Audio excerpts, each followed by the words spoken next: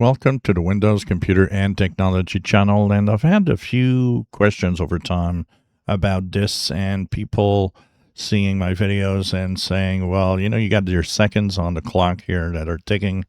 I don't see any options. I saw your video that talked about how to enable this. I don't have that option. Well, you do. All Windows 11 operating systems at 2425H2 has this check, this on-off switch, basically, that enables the seconds in the clock.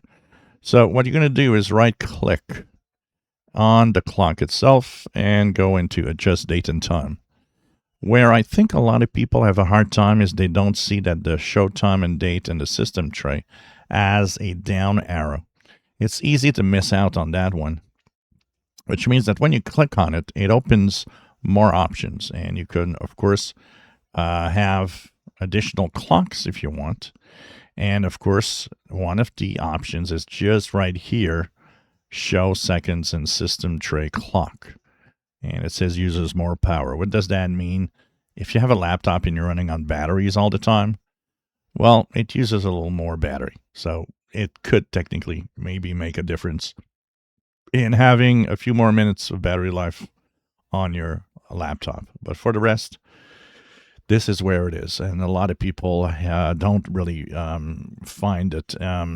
It seems that these arrows, even the ones that are pointing straight forward, like onto the right and so on, aren't easy for everybody to see. They don't realize that that means there's more options behind the option that we're seeing here on the screen.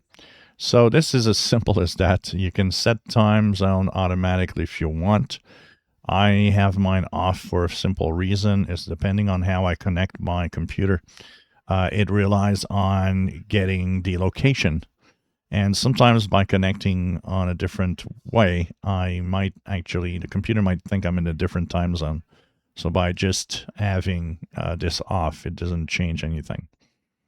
So once again, right-click on the time, go into Adjust Date and Time.